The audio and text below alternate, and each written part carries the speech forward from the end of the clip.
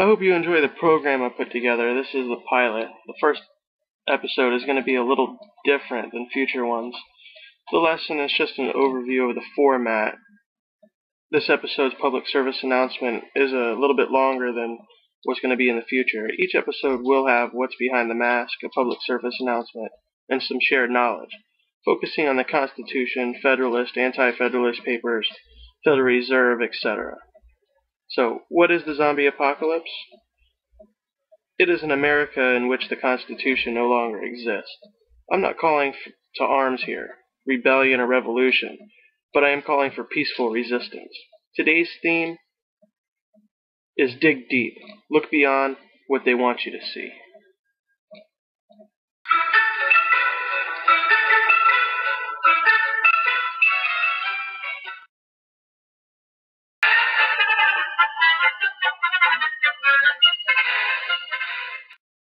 What's behind that mask?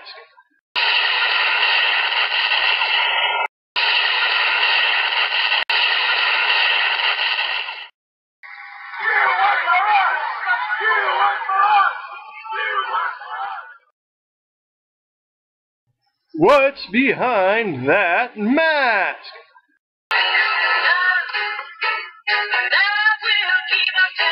Did you see what's under their mask? Ain't no way I'm taking mine off, but I shouldn't have to wear one.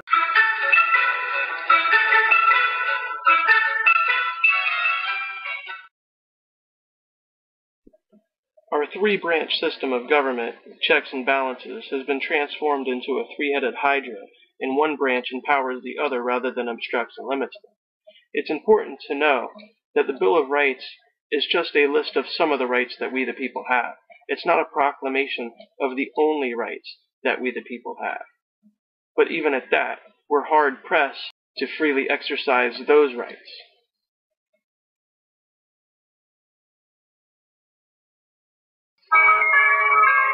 What if the Constitution no longer applied? What if the whole purpose of the Constitution was to limit the government? What if Congress's enumerated powers in the Constitution no longer limited Congress, but were actually used as a justification to extend Congress's authority over every realm of human life? What if the president, meant to be an equal to Congress, has instead become a democratically elected, term-limited monarch? What if the president assumed that everything he did was legal just because he's the president? What if he could interrupt your regularly scheduled radio and TV programming for a special message from him? What if he could declare war on his own? What if he could read your emails and your texts without a search warrant? What if he could kill you without warning? What if Supreme Court justices no longer looked to the Constitution to determine the constitutionality of a law, but rather simply to what justices who preceded them thought about it? What if the rights and principles guaranteed in the Constitution have been so distorted in the past 200 years as to be unrecognizable by the founders? What if the 50 states were no longer sovereign entities, equals to each other, and parents of the federal government they voluntarily constituted? What if the states were mere provinces of a totally nationalized and fully centralized government? What if the Constitution was amended stealthily, not by constitutional amendments duly ratified by the states, but by the constant and persistent expansion of the federal government's role in our lives? What if the federal government decided if its own powers were proper and constitutional? What if the Constitution were no longer the supreme law of the land? What if you needed a license from the government to speak, to assemble, or to protest against the government? What if the government didn't like what you planned to say, and so it didn't give you the license? What if the right to keep and bear arms only applied to the government? What if posse comitatus, the federal law that prohibits our military from occupying our streets, were no longer in effect? What if the government considered the military an adequate dispenser of domestic law enforcement? What if cops looked and acted like troops and you couldn't distinguish the military from the police? What if you were not secure in your person, in your papers, and in your property? What if federal agents could write their own search warrants in defiance of the Constitution? What if the government could decide when you were and were not entitled to a jury trial? What if the government could take your property whenever it wanted? What if the government could continue prosecuting you until it got the verdict it wanted? What if the government could force you to testify against yourself simply by labeling you a domestic terrorist? What if the government could torture you until you said what the government wanted to hear? What if people running for president actually supported torture?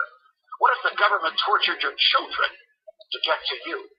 What if government judges and government lawyers intimidated juries into convicting the innocent? What if the government could send you to your death and your innocence meant nothing so long as the government's procedures were followed? What if America's prison population, the largest in the world, was a cruel and unusual way for a country to be free? What if half the prison population never harmed anyone but themselves? What if the people had no rights except those the government chose to let them have? What if the states had no rights except to do as the federal government commanded? What if our elected officials didn't really live among us, but instead all had their hearts and homes in Washington, D.C.? What if the government could strip you of your rights because of where your mother was when you were born? What if the income tax was unconstitutional? What if the states were convinced to give up their representation in Congress? What if the government tried to ban you from using a substance in your body that is older than the government itself? What if voting didn't mean anything anymore because both political parties stand for big government? What if the government could write any law, regulate any behavior, and tax any event? The Constitution be damned. What if the government was the reason we don't have a Constitution anymore? What if you could love your country but hate what the government has done to it? What if sometimes to love your country you had to alter or abolish the government? What if Jefferson was right? What if that government is best which governs least? What if I'm right? What if the government is wrong? What if it is dangerous to be right when the government is wrong? What if it is better to perish fighting for freedom than to live as a slave? What if freedom's greatest hour of danger is now? Now we know. And knowing is half the battle. This show is not about partisanship or picking one of the two candidates the media has chosen for us to give us the illusion of choice. There is no left or right here. There's only free or not free, liberty or chains. We are breaking the spell of a two-party stronghold, removing their mask. It will require due diligence on all our parts and intestinal fortitude to see that we remain free. There is no such thing as a lesser of two evils. As far as evil is concerned, it wins that way. Let's start voting our conscience, even if there's no chance of winning now, because later we will. Just because a guy has a chance of winning does not make them fit to represent us in our constitutional republic. Unless you want a leader in a democracy, we need to start resisting it now.